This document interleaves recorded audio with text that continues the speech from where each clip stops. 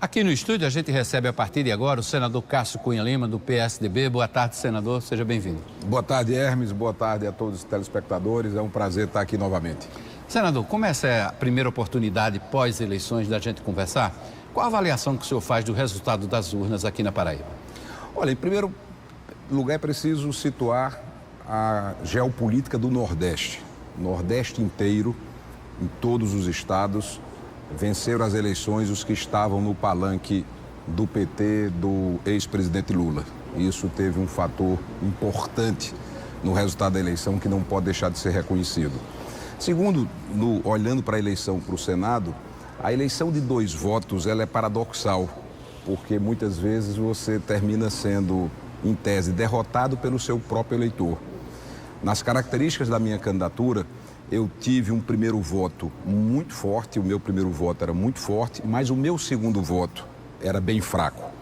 Enquanto que minha companheira de chapa, a senadora eleita Daniela Ribeiro, não tinha um primeiro voto tão forte, mas teve um segundo voto muito forte, a partir dos meus próprios votos, no apoio que dei incondicionalmente à candidatura dela, além dela ter conseguido penetrar no segundo voto do senador eleito veneziano e do próprio deputado Luiz Couto.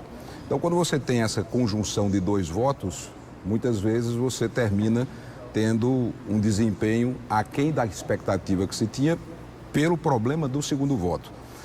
Além do mais, houve, por essa presença maciça do PT, do ex-presidente Lula, da própria ex-presidente Dilma, a minha posição francamente favorável ao impeachment, tenho certeza que me distanciou dessa parcela do eleitorado.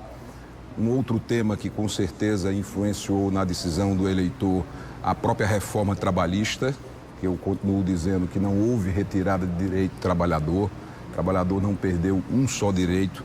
Precisamos modernizar a nossa economia, fazer com que o país retome o desenvolvimento, recupere o emprego, mas isso também distanciou da minha representação de uma parcela do eleitorado. Mas é isso mesmo, faz parte da política. Eu tenho 32 anos de mandato, concluo agora um ciclo da minha vida, louvo a Deus por isso, tive uma imensa honra de representar a Paraíba no Senado nesse instante, além dos mandatos que exerci anteriormente, e da mesma forma que nos momentos de vitória louvei e agradecei a Deus, faço nesse instante também o meu louvor e o meu agradecimento a Deus por tudo que vivi, um agradecimento muito sincero, muito escolhido ao povo da Paraíba, porque Deus é bom o tempo todo, né? Deus é bom o tempo todo. Então vou começar agora uma nova etapa da minha vida, mas em qualquer que seja a minha trincheira de luta, qualquer que seja o meu espaço de ação, o meu compromisso inarredável, inabalável com a Paraíba, com o nosso povo, com a nossa gente, sobretudo com os mais pobres, os que mais precisam, que sempre foram o alvo maior da minha atuação na política. Fechadas as urnas, já começaram as especulações. Qual o futuro do senador Cássio Cunha Lima? Vai pendurar as chuteiras, vai abandonar a vida pública, vai esperar, vai ficar na trincheira de oposição aqui na Paraíba e tentar retornar já nas eleições estaduais próximas? O senhor já pensou nesse futuro político? Olha, Hermes, nesses momentos de transição de uma vida, né, você nunca sabe se estará dando um adeus ou um até logo, né? Isso o futuro vai responder. O que eu decidi fazer é continuar morando em Brasília, porque eu já moro em Brasília por força do mandato do Senado, continuarei vindo à Paraíba com a regularidade de sempre, como aconteceu nesses últimos anos, mas estando em Brasília, trabalhar, eu sou advogado, já tenho um escritório com os meus sócios aqui na Paraíba e vou expandir essa atividade para Brasília e prestar consultoria, prestar assessoramento a quem, porventura, né, precise de aconselhamento, sobretudo na questão legislativa, onde eu tenho acumulado uma larga experiência. Então é começar uma etapa nova da vida, muito grato por tudo que pude vivenciar nesse tempo, termino essa etapa de 32 anos de mandato, né, com a certeza de que ajudei muita gente, pude contribuir para o bem-estar de muitas pessoas, contribuir com o desenvolvimento da Paraíba, fiz uma gestão fiscal absolutamente responsável quando governador, além das obras que foram feitas, e tudo isso com muita dedicação, seriedade, ética, honestidade, saio com a cabeça erguida, com as mãos limpas, com a certeza que dignifiquei o mandato que exerci pela Paraíba no Senado e os exercidos anteriormente. E o seu futuro dentro do PSDB? O senhor vai comandar o partido estadualmente, vai comandar o partido nacionalmente, vai ficar no partido, vai sair do partido? Não, eu vou ficar no partido. Acho que o partido precisa fazer definitivamente uma autocrítica. O partido errou em vários momentos, como de fato o sistema político brasileiro cometeu falhas graves que precisam ser reparadas, que precisam ser corrigidas. A própria eleição do presidente Jair Bolsonaro mostra para essa falência do sistema político. Então eu vou internamente procurar melhorar o PSDB, fazer com que o partido faça essa autocrítica, corrija erros que foram cometidos no passado, fortalecer naturalmente a instituição partidária. Não é algo fácil, porque você primeiro precisa fazer uma reflexão, Hermes, do papel do partido político nos tempos atuais, onde as pessoas se comunicam por redes sociais. As pessoas hoje se aglomeram e se agrupam em torno de pensamentos não mais de forma física, mas de maneira virtual. Os partidos surgiram no século XIX a partir de uma necessidade das pessoas se reunirem em torno de ideias e objetivos comuns. Isso se faz hoje virtualmente. Então, o papel dos partidos políticos, não apenas no Brasil, mas no mundo inteiro, está sob cheque, está sob questionamento dessas transformações fantásticas que a sociedade vem experimentando. E esse é o grande desafio que não apenas caberá ao PSDB, mas a todas as outras legendas partidárias de como se inserir nessa nova relação de sociedade a partir das redes sociais. Ok, a gente volta a conversar daqui a pouquinho. No próximo bloco eu vou conversar com o senador sobre os seus projetos lá no Senado Federal. Tem muita coisa ainda que precisa ser votada do mandato do senador. Vamos voltar a conversar aqui no estúdio com o senador Cássio Cunha Lima, ele que é o vice-presidente do Senado Federal. Senador, é claro que o senhor está encerrando aí um ciclo da sua vida pública, mas tem um mandato todo que o senhor exerceu aí durante 8 anos e, claro, tem algumas iniciativas que foram, inclusive, aprovadas recentemente, como é a questão da cota mínima da compra do leite, não é? O senhor até tentou colocar uma cota a mais, né? Mas me parece que houve uma redução. Mesmo assim, garante uma cota mínima. É um avanço em relação à situação atual. Nós tínhamos, no projeto original, por mim apresentado no Senado, apresentado uma sugestão de uma cota maior. Quando a matéria foi para a Câmara, houve uma negociação com o governo. Inclusive, o projeto foi relatado pelo deputado Efraim Filho, da Paraíba, que fez um belíssimo trabalho. A matéria voltou para o Senado e agora conseguimos finalmente a aprovação. Nesse final de ano foram várias conquistas do mandato. Eu, graças a Deus, encerro esse período com a certeza, sem falsa modéstia, que fiz um bom mandato. Honrei a Paraíba, projetei o nome do nosso estado, a minha voz era uma voz ouvida no Brasil, quando eu falava o Brasil escutava. Então trouxe ações importantes, como agora esse do projeto do leite, que beneficiará centenas de produtores, geração de emprego, suplementação alimentar. No período em que eu fui governador, nós comprávamos e distribuímos todos os dias 120 mil litros de leite, gerando emprego, ampliando oferta de renda, garantindo a suplementação alimentar. Com a lei agora aprovada, o projeto aprovado não é lei ainda, dependemos ainda da sanção do presidente da República, nós poderemos ter a volta desse programa com maior intensidade. Aprovamos também a derrubada do veto para o aumento dos agentes comunitários de saúde e combate a endemias. Foi uma luta do meu mandato em defesa dos agentes comunitários e conseguimos não apenas derrubar o veto, como na comissão de orçamento ontem na Câmara se garantiu a previsão orçamentária para o pagamento desse aumento, que fará justiça a milhares de agentes comunitários de saúde e de endemias do Brasil inteiro. Também consegui aprovar o decreto legislativo, que foi de minha autoria, aprovado no Senado e mais recentemente na Câmara, que derruba a portaria que estava inviabilizando o pagamento do seguro-defeso. Os pescadores também encontraram no meu mandato uma voz ativa, uma voz permanente em defesa deles. Então, nesse final de ano, tivemos o projeto que vai garantir a liberdade do consumidor comprar no Mercado Livre a sua energia avançando nas comissões do Senado. Esse é um projeto transformador, revolucionário, que tenho certeza mais cedo ou mais tarde será aprovado. Na prática, como é que isso funciona, senador? Na prática, faz com que nós, os consumidores individuais, possamos comprar no mercado livre de energia e, portanto, fazer uma espécie de leilão para comprar energia mais barata. Hoje nós somos, obrigados a comprar a uma única distribuidora de energia, que no caso da Paraíba é a Energisa. A Energisa vai continuar fazendo a distribuição, mas através de leilões que se realizam na internet, você poderá pesquisar num espaço de concorrência e não mais de monopólio quem está ofertando o melhor preço para a energia. Isso já acontece com os grandes consumidores. As grandes indústrias, os grandes estabelecimentos comerciais já podem comprar no mercado livre de energia a energia que ele precisa.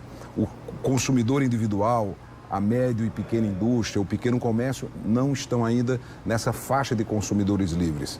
E esse meu projeto prevê exatamente isso, transformar todos em consumidores livres, onde você vai ampliar enormemente a concorrência. Havendo concorrência, haverá diminuição de preço, porque essa é uma realidade da economia, e isso beneficiará milhões e milhões de pessoas físicas e também pessoas jurídicas, que têm pequenos estabelecimentos comerciais, pequenas indústrias e que ainda são objeto de um mercado monopolista controlado pelas distribuidoras de energia. É algo que já se vê em várias partes do mundo e que chegará no Brasil. Inclusive, Hermes, me dê mais 30 segundos, com a possibilidade da autogeração. A tecnologia vai avançando, vai barateando. Hoje não é difícil você comprar uma placa solar, colocar na sua casa, ter a produção da energia que você consome e ainda ter a possibilidade de vender o excedente. Com certeza. Então, aquilo que é exceder da energia que você produzir na sua própria casa, você poderá colocar na rede de distribuição e isso será uma transformação profunda, uma verdadeira revolução que virá. É uma questão de tempo. O Brasil sempre, infelizmente, chega atrasado nessas mudanças que ocorrem no mundo. Isso já é vivido, já é experimentado nos Estados Unidos, na Europa e chegará aqui também. E temos no meu projeto o caminho legal para que isso aconteça. Verdade. E a categoria, por exemplo, a categoria dos agentes públicos de combate à endemia reconheceu isso, o movimento, os dirigentes nacionais foram para o Senado, inclusive agradecer o senhor pessoalmente, isso foi registrado pela imprensa e também o setor que trata dessa questão do setor elétrico, também colocou um prêmio, inclusive um reconhecimento numa placa. Nós temos aí, inclusive, o registro em foto da entrega desse prêmio ao senador Cássio Cunha Lima, que foi entregue essa semana, não foi, senador? Foi, eu tive a honra de receber a diretoria da Abracel, que é a associação que cuida exatamente dessa grande luta de livre mercado, de livre iniciativa no campo da energia, e de forma muito gentil foram até meu gabinete me prestar essa homenagem, como o nome de destaque do setor elétrico do Brasil, exatamente pelo projeto que apresentei. Então vamos continuar lutando, continuo repetindo, esse projeto um dia será aprovado, um dia nós seremos livres para comprar a nossa energia, barateando o custo, diminuindo o impacto econômico para quem produz, para quem gera emprego, tendo a oportunidade de fazer leilões na internet para comprar uma energia mais barata. Um outro projeto, entre tantos outros que estão tramitando, que diz respeito à cobertura do sinal do celular nas rodovias. Hoje, em várias partes do Brasil e na Paraíba também, você tem pontos de sombra nas estradas, os pontos cegos onde o sinal do celular não alcança. Porque na época da concessão esqueceram por um lapso de incluir as rodovias na área de cobertura das operadoras. Então, onde você tem sinal de celular nas rodovias, é pelo fato de estar transbordando das cidades próximas. Mas você tem trechos e mais trechos longos, extensos, onde não tem cidade por perto e as estradas ficam sem sinal de celular. Esse meu projeto, que será aprovado também, tenho certeza, mais adiante, vai garantir essa cobertura. Então, são várias iniciativas que deixarei em tramitação no Senado, além, naturalmente, daquilo que consegui aprovar, como é o caso do projeto Leite, e um pouco mais atrás, a cota para as pessoas deficientes terem acesso às universidades federais e aos institutos técnicos de educação, que foi uma lei um projeto por mim aprovado, que virou lei, a Lei 13.409, que é inclusiva, né? É uma lei que garante inclusão social. Enfim, é um trabalho, né, além dos recursos trazidos para o Estado, das obras realizadas, é um trabalho que muito me orgulha e que, graças a Deus, consegui fazer de forma ética, decente, com amor à Paraíba e representando a confiança que tive. Ok, a gente volta a conversar daqui a pouquinho. Estamos de volta com o Correio Debate. Nosso entrevistado desta sexta-feira aqui no estúdio é o senador Cássio Cunha Lima, que é o vice-presidente do Senado Federal. Vamos voltar a conversar com o senador. Senador, deixa eu voltar um pouquinho ao tema da política partidária. Aqui na Paraíba, a oposição errou em que ponto? Em não definir um candidato logo para disputar o governo do Estado, ficar na dúvida de quem seria o candidato, em não definir um candidato a presidente da República. Qual foi o ponto que o senhor acha que a oposição errou? Olha, eu acho que quando você tem um resultado adverso, é um conjunto de fatores que contribuem para esse resultado que não era o desejado. Indiscutivelmente, no Nordeste, todos os estados, independente do que fez a oposição, se lançou candidato unido, se dividiu, se lançou candidato mais forte ou mais fraco, na região inteira, o que prevaleceu foi o efeito nacional. Então, o efeito nacional da presença, da liderança, do nome do ex-presidente Lula no Nordeste fez com que o PT e seus aliados elegessem todos os governadores. Então, é preciso ponderar isso de forma muito clara. Aqui na Paraíba, naturalmente, o fato do prefeito Luciano Cartacho e também o prefeito Romero Rodrigues, depois de terem passado praticamente um ano se apresentando como pré-candidatos ao governo. Então, nós tínhamos no campo das oposições dois nomes que durante o ano pré-eleitoral se apresentavam como alternativa para o eleitor. Chegando perto do prazo de desincompatibilização, tanto o prefeito Luciano quanto o prefeito Romero desistiram de disputar a eleição e, indiscutivelmente, a oposição deixou de ter dois dos seus melhores nomes para disputar o pleito. A partir daí, tivemos o surgimento também da candidatura do senador José Maranhão, que fracionou também o campo das oposições. Então, considerando o que aconteceu na circunstância nacional da eleição, basta ver o resultado das eleições no Nordeste inteiro. Qualquer que fosse o estado, qualquer que tenha sido a estratégia política das oposições no Nordeste, elas não lograram êxito. Somado, naturalmente, a esse fato da oposição ter trabalhado durante praticamente um ano o nome de Luciano Cartacho e de Romero Rodrigues, e ambos, numa atitude que nós respeitamos, optaram por não disputar a eleição. Isso, naturalmente, foi um fator que influenciou também. No caso do PSDB aqui do Estado, o senhor vai comandar essa estratégia do PSDB, já visando um futuro próximo, vai trabalhar em torno de um nome de consenso para presidir o PSDB. O senhor tem algum nome de preferência? Não há um nome. Haverá uma renovação no partido, até porque o deputado Rui Carneiro já cumpriu essa etapa, ficará no partido até a convenção estadual, que está prevista para final de abril, início de maio do próximo ano. E até lá nós vamos reunir os diretórios municipais, vamos conversar com as lideranças, os prefeitos, prefeitas, deputados, deputadas, dando destaque ao resultado da eleição do PSDB na Paraíba. O PSDB foi o único partido no estado que elegeu uma bancada. Nós temos 3 deputados, na verdade 2 deputados e uma deputada, a reeleição do deputado Pedro Cunha Lima, a eleição de Rui Carneiro e a eleição da deputada Edna Henrique. Então, o PSDB na Paraíba hoje representa 10% do PSDB nacional, em termos de bancada da Câmara Federal, o que não é pouco. Então, tivemos um crescimento expressivo do partido e isso faz com que o partido tenha vigor, tenha força. É óbvio que precisa se reestruturar, olhar para o futuro, e eu vou estar contribuindo à medida das minhas possibilidades com esse meu novo projeto de vida com o partido, tanto no âmbito estadual como também no âmbito nacional. Qual a sua posição em relação ao presidente Jair Bolsonaro? O PSDB deve apoiar o projeto do novo presidente? Olha, eu acredito que no campo econômico o apoio será praticamente incondicional. Eu acho que temos sintonia nas posições no campo econômico em 99% das posições que o governo que vai assumir agora em janeiro vem instalando. É preciso modernizar o Brasil.